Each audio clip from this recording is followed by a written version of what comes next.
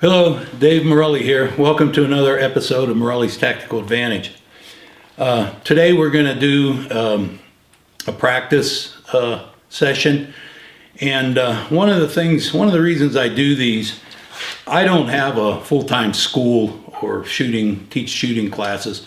I'm involved in training with the sheriff's office here, and I put on the Idaho Enhanced Concealed Weapons classes for civilians in this county. So I'm not out practicing all the time either. I practice as much as I can. The only shooting sport that I'm really involved in is cowboy action shooting, and it does help keep your sight alignment and trigger control up, but I have to find time also to practice. One of the reasons I do this is so I base the practices on what I teach in the concealed carry class.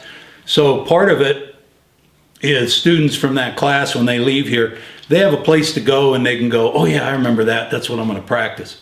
The other thing is, this is something that's very important, and I'll explain it more on the range. When I do practice, I practice the things that are extremely important for self-defense and self-defense carry or concealed carry. So I'm going to load up these magazines and stick with me. We'll go out on the range and I'll show you what I got in store for you. Okay, what we're going to do today is mainly going to involve presentation of the pistol and getting an accurate first round hit. Usually the first round of a gunfight solves the problem, but you're going to start. What's most important to people that are doing this for self-protection is you are going to be behind the curve. The guy that's going to hurt you already has decided that he's going to hurt you. You may have been watching him or paying attention or whatever, but you haven't decided that he's going to be a threat yet. And when he becomes the threat, you're going to be a little bit behind the curve. So you want to practice presenting your pistol and getting a good first round hit. And these don't have to be practiced. This isn't quick draw. Okay, remember, slow is smooth and smooth is fast. So we're going to do it slow. I'm going to give you the 5 steps, and then we're going to show how it works into making an accurate shot. Okay, number 1 would be grab the pistol. Get a good grip, shooting grip. If you have a retention device on your holster, this is the time to deactivate it. This one is a leather holster, it doesn't have one. At the same time, you notice my hand comes here. I'll step back, now you can see better. Okay, so 1, everything, you got a good firm grip. This hand is here.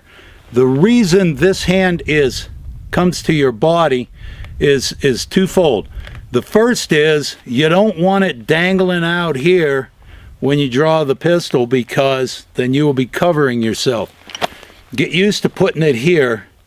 It'll be out of the way. You get used to that, boom. 2, you're going to break the holster, okay?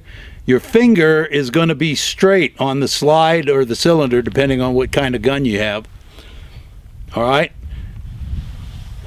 You're going to break the holster. 3, it's going to turn. If you have a safety, this is a 1911, it has a thumb safety, you're going to take the safety off.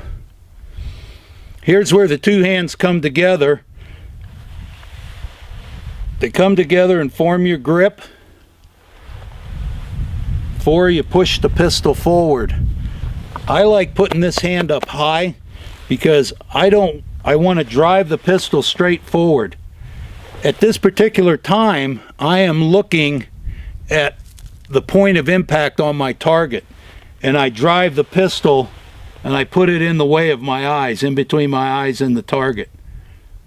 When you're ready to fire, touch the trigger and you're ready to go. When you come back, the same thing, comes back, the hand goes here, Safety goes on. Back. If you're going to be carrying a concealed gun, practice it with something you got to get out of the way. Okay, so then smooth, it'd be, you start from here, it'd be 1, 2, 3, 4, 5. Okay, I usually start everybody out with this drill at 3 yards. Most gunfights are going to be a close quarter. Most shootings are going to be a close quarter affair. And what we want to do is we want to do our draw, and we want an accurate shot. So we're going to put our shot right in this little box on the head area. Normally the head is not a good target. It moves around too much. It's a small target. This is a critical incident. You need to get a shot accurate and in a good spot. We're using this small target to develop some precision. So let's give it a try. All right. So you can start from a halfway decent shooting stance if you want. You might not get that opportunity in a critical incident, but for practice it doesn't hurt. So 1, 2, 3, 4, 5. Assess.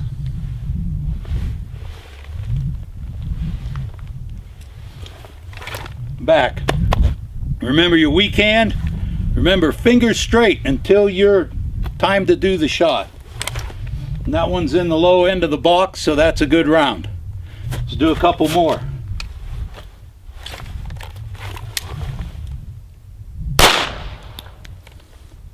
It's in the same spot. It's a good hit.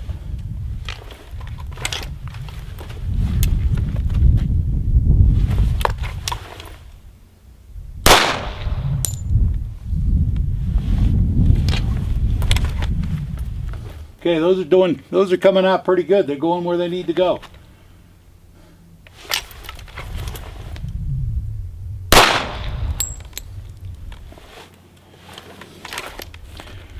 Things to avoid.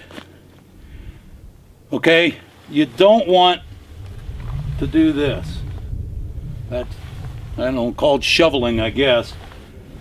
1, it wastes time, and 2, you kind of have the gun crossing in front of your foot. That's why I like putting my hand up high, because when I bring it in, I'm already up and away, and all I have to do is drive it forward and put it out there. Okay? When you start getting this in the box, that last one come out of the box, kind of hard to talk and shoot, but it's good practice. There we go. That's back in the hole. Be careful with your garment. Make sure it doesn't catch in your holster, and then you go and do this and the gun does the flying wiggle. Okay. Once you start getting a good group, go back to 5 yards. Well, we're going to do that now. Okay, we're as close to 5 yards as I can get in this mud. Normally you are not going to make one shot, okay? But this is a precision exercise. It's to quickly get the gun on target and get a shot out there. The next video we're going to talk about double taps, which are really renamed as controlled pairs, and we're going to talk about a hammer. That'll be in the next video.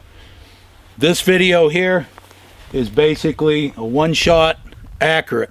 Now, the further you get back, the longer it's going to take you to do this, because you have to take your time and get your sights aligned perfectly.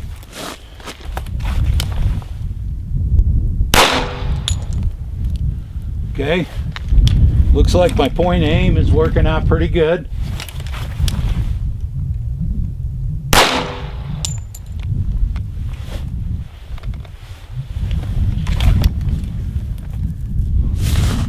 So that's a good exercise.